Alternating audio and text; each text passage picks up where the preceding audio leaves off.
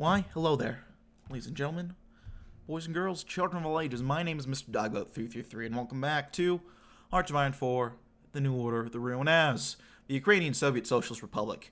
Last video, we really started the fight, and we're making some very nice pushes off the bat. Now the question is how long we can keep up with this, and can we get the Germans to capitulate before they can capitulate any of us. But before we do that, we gotta check out some of the lore. Now, something that I realized, I think while I was recording my TNO Britain series off camera, is that if you secure the cities, you will get like your own little unique localization. So we're going to check out some of that real quick, starting with Kharkiv. They do not need a clock to tell them how long they'd been slaves. The Ukrainians smashed the big clocks on the factory walls when they liberated the city. Flat discs stamped with stark black numerals that you could read from the end of the assembly line. Gone now. Production secured. A tiny but cathartic step on the telescoping road to Ukraine, commanded by Ukrainians. Charkov is now Kharkiv again. Shocks of blue and yellow cloth stream and shake in the wind. There are no locusts in Felgrau to swallow all the grain, foxholes in the city, but the Ukrainians do not care. They'll rebuild the streets and skylines according to their own needs, their own wants. And the Charkov tractor plant will run it on their own time. Will turn out tractors and trucks and subsoilers and combine harvesters by their own dispensation and for their use. They will set the clock after the Saxonian barracks have been torn down. And they, with hope, will escape from the Reich's cut talons and live free in remembrance of the wounds that now score the moving constellation of things. Yes, now let's go ahead. We'll read Rostov now. As the echoes of songs mingle with whoops and cries of jubilant soldiers, Rostov's streets undergo sudden transformation. The hidden mines are ripped out and the Czech hedgehogs are rolled off to the border. The street-side moonscapes, with its unequal crenellations, are filled with concrete and trod over by liberated people. Theaters, museums, and schools are once again venues for celebrating the arts, history, and language of the region. The citizens of Rostov are ready and eager to renovate and renew their city with unwavering dedication.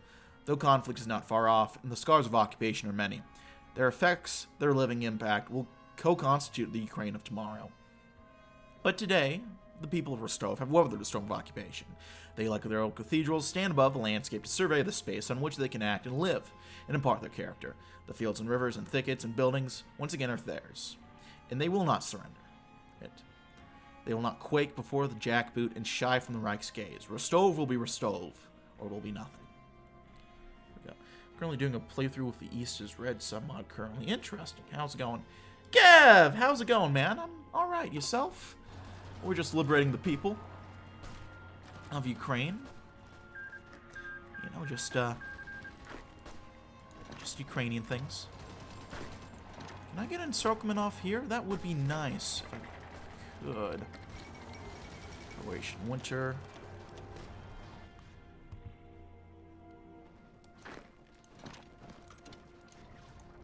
Let's see if we can secure this a little bit up here.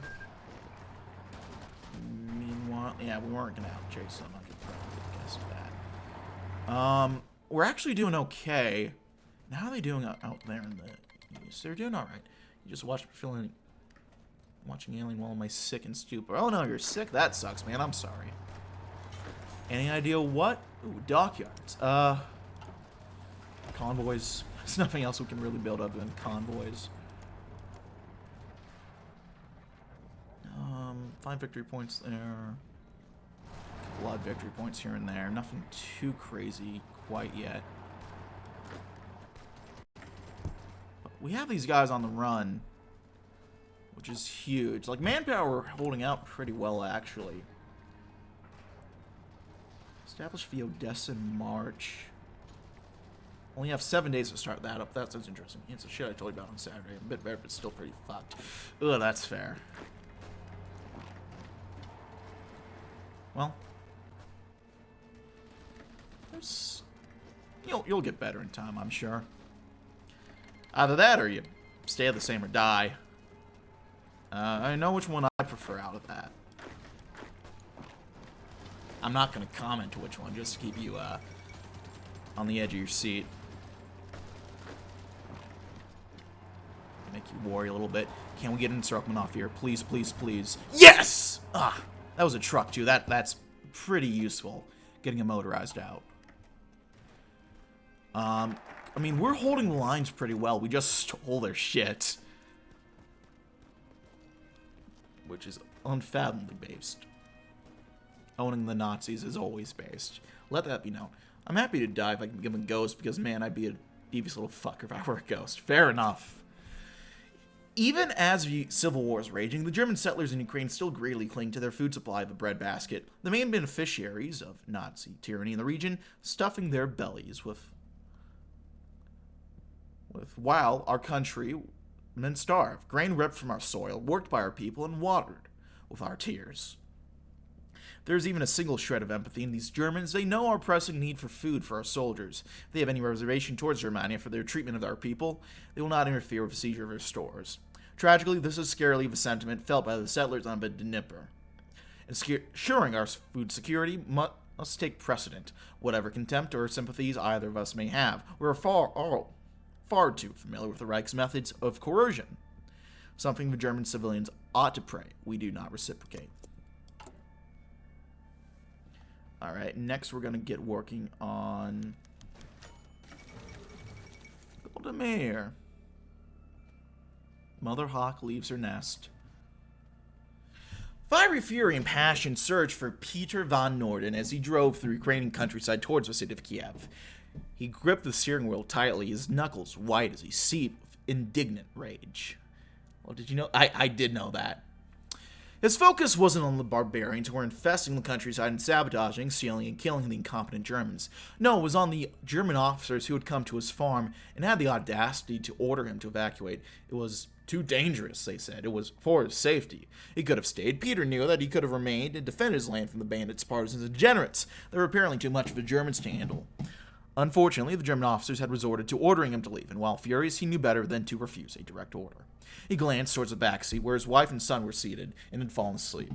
A sigh escaped him as he returned his focus to the road.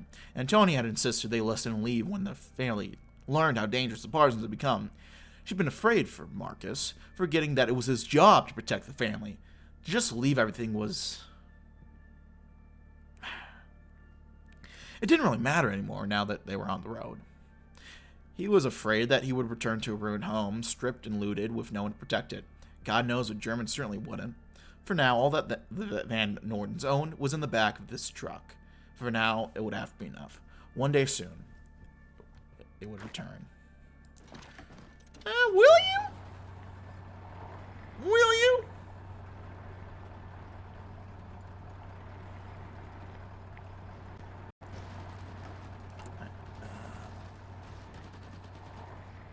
We're going to go ahead. Let's work on establishing the Odessen March. That's interesting. There's also... Is this just a demilitarized zone? It looks like a demilitarized zone. Strange, like half the settlers aren't even German, they're Dutch. True. That's interesting to me, like lore-wise. I'm just saying Jaden might have some explaining to do. But... let's try to secure this bit over here. Booyah. Kill him, kill him, kill him. Is that a Red Revolution in Greece? Look at that. And look at that. Whew, another encirclement of a motorized unit.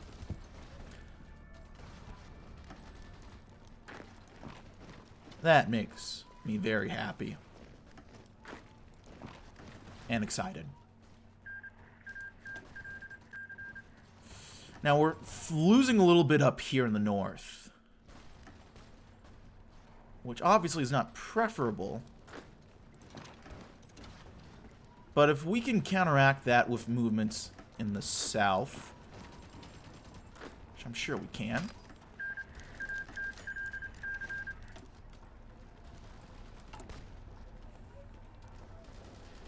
Uh-oh, hold on. Classified. Report begins. Report 348867A5. concerning significant reduction in available food stocks. Inventory levels of processed foodstuffs as well as constituent components in state warehouses and storage facilities have fallen significantly from initial levels, and both current and projected replenishment rates are to be considered wholly insufficient to offset this decline. Current rationing procedures are sufficient for the maintenance of basic dietary needs among the general population, both military and civilian, but this cannot be expected to remain the case for much longer. Decisions regarding alternative sources of foodstuffs and/or more severe rationing procedures are required with haste. Security regarding the food situation has been maintained for the moment, with only the needed parties informed as to the situation. However, additional resources are requested in order to maintain information control. Report ends. Worrying.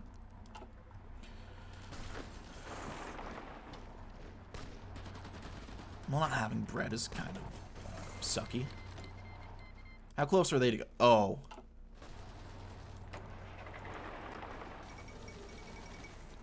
Oh, shit. Shocking news today from Odessa as guerrillas from the Ukrainian insurgent office have seized control of a local Vomy office, taking occupants inside as hostages. The office of headquarters of the Area Command 25 of the Sonderkommando, the group responsible for managing the interests of Black Sea Germans residing within the Transnistria Governorate, which also previously attracted anger from the neglected local Ukrainian population.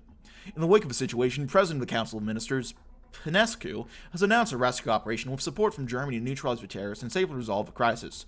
Furthermore, the mayor of Odessa, German Pantea, has announced a state of emergency, taking effect immediately. Germany cannot be reached for comment.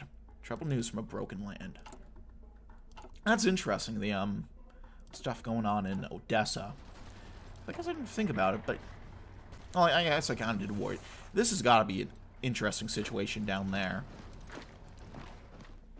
Like all the Ukrainian-Romanian tensions going on. There we go.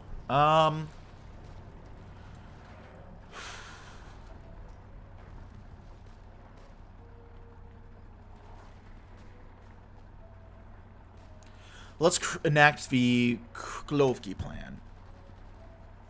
Mykola Krylovki knows the power that propaganda can have in rousing the spirits of her fellow countrymen.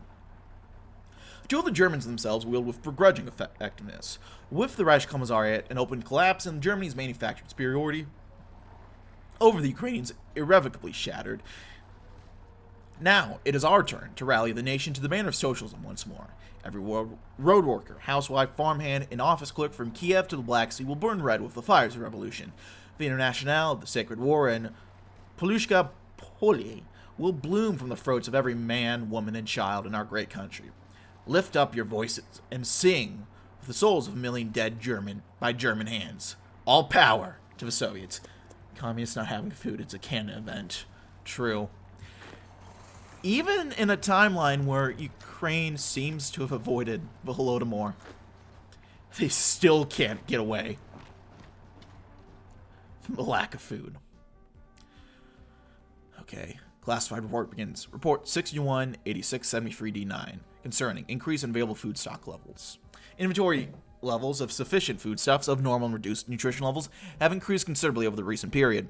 These supplies have been effectively transported to central locations and distributed to identified groupings with considerable efficiency. Early reports indicate a reduction in near-famine conditions as a result, in addition to a general improvement in the near-critical security situation. This development is promising, but food security is nowhere close to being assured. Careful and focused attention will be required from the state both to preserve the current improvement and further build upon it. Security forces stand ready to assist. Report ends. A small step, but a step. Cocksuckers. You move there.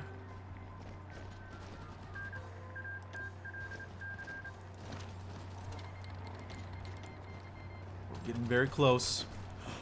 Can we do a funny? Oh no, shit, they got a good amount of troops in Kiev, actually. Will that matter, though?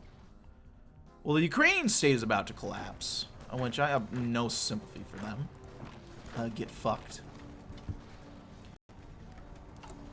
How are we doing economically? I'm gonna check. We have negative real growth, of course. Can we up anything to get that? Well, our rate is falling.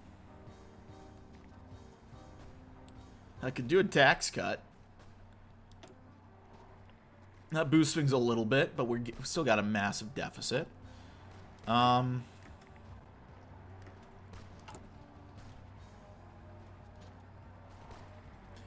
military factory. Working towards guns.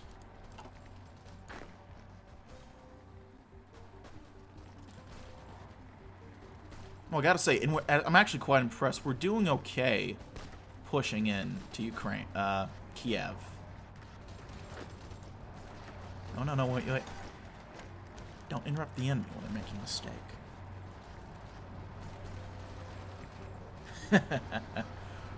That's gonna be taken out. With the rhythm of the sound of boots stomping boomed from somewhere outside the homes. At first, the Vinoshenkos were certain it was the Germans on parade, attempt to show strength in the face of collapse, but then, through their window, they caught glimpses of blue and yellow fluttering. Helena flew from her bed to the window. There they were, a battalion of UNRA men marching from town to town. Above them waved the flag of Ukraine. She hadn't seen that flag since she was a child. Helena turned from the window and rushed down the stairs, her legs swinging at a feverish pace as they marched. That matched her youthful stride. As she swung her door open, Helena could at last see the men properly. A band of liberators marched along the dirt road, waving to the farmers. She wanted so badly to wave back, and yet she could not bring herself to do so. The moment was simply too grand, too powerful. No motion could mean enough. TNO remained in his bedroom, waiting for the men to leave. If they all died tomorrow in a hail of German bullets, what use would this memory have? He would see those faces in his nightmares, mixed in with all the other fallen he had known and lost. Better to turn over, TNO thought to himself. Better to sleep. But even if he refused to think, some part of him believed in it. Are they all leaving Kiev? Please. Please, God. It would be so fucking funny. You fall back, soldier.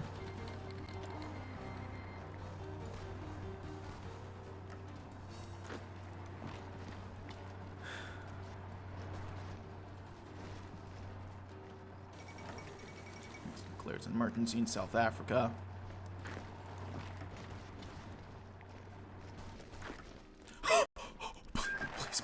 Please.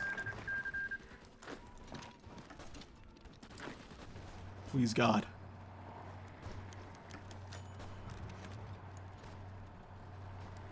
God, you have not been kind to the Ukrainian people in this timeline. Please start being kind to them now. Peeking out of her foxhole, Ivana held up her stuttering hand to block the morning sun. She could almost see the bunker, a mere kilometer away. Cracking gunfire could be seen in the remaining dark, a fiery strobe across the surrounding countryside. The fortification was impeccably designed. Its placement atop a hill with large stretches of open countryside made it the perfect vantage point for triangulated fire and air support, enough to strangle the revolution in its cradle.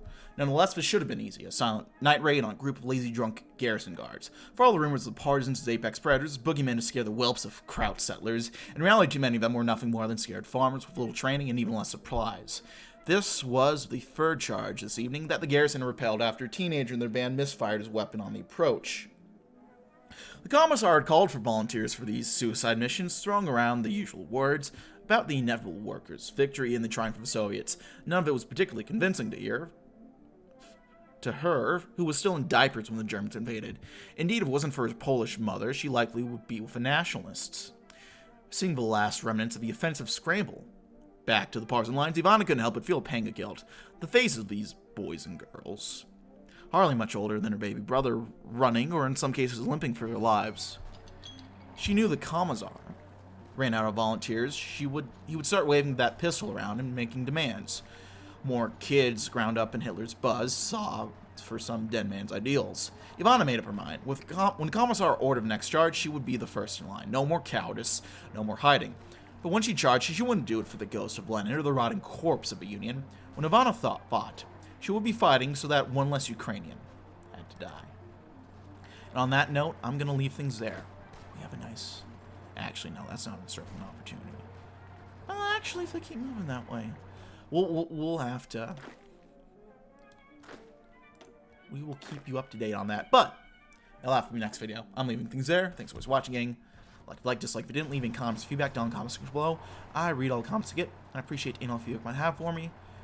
Check my various links yeah, that's it for now, my friends. I thank you all for watching. I'll see you next time. Bye-bye.